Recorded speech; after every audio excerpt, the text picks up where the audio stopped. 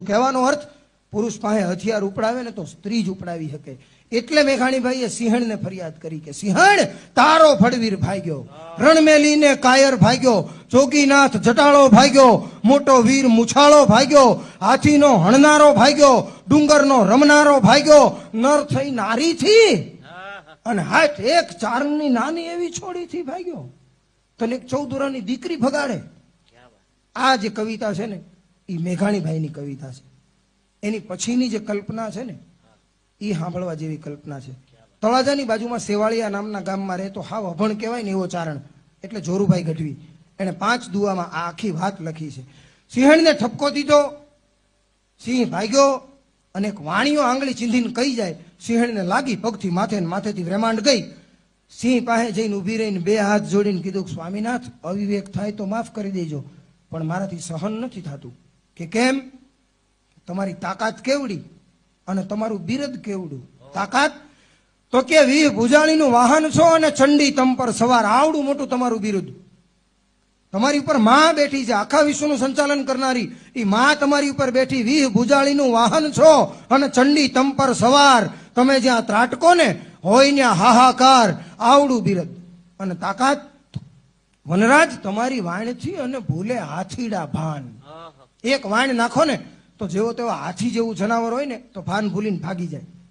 વનરાજ તમારી વાણથી અને ભૂલે હાથીડા ભાન, પહોળા તો એક જ પંજે ને પળમાં છાંડે પ્રાણ.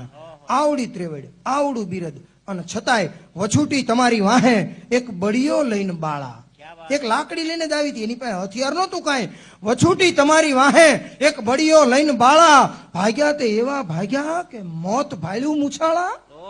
મોત ભાળી ગયા કે થયું શું? અને મુછાળા આવા મર્દને એક બાળાની લાગી બીક. કંથડા કહું છું તમને હવે ધીક તમોને ધીક. ધિકાર કહી દીધું.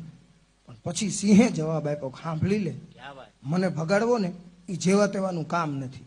અને મારા ભોજન ઉપરથી, મારા ખોરાક ઉપરથી ભગાડવો ને એ તો જમના બાપની તેવડ નથી. પણ છતાંય હું ભાગ્યો. તો શું કામ ભાગ્યો એ સાંભળી લે.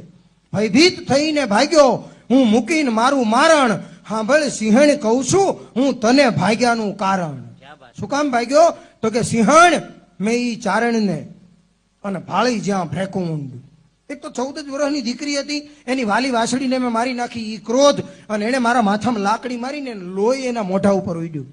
એટલે એનું ભયંકર વિકરાળ સ્વરૂપ મેં જોયું ને. સિંહણ મેં ઈ ચારણને અને ભાળી જ્યાં ભ્રેકુંડ, ત્યાં મને તો લાગી મારી માવડી ઈ જ ચંડિકા ચામુંડ.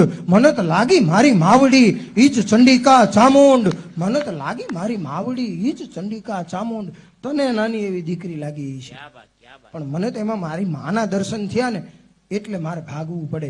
સાહેબ આવડી મોટી બાબત એટલે માં, જો કે માની કોઈ વ્યાખ્યા જ ન કરી શકાય.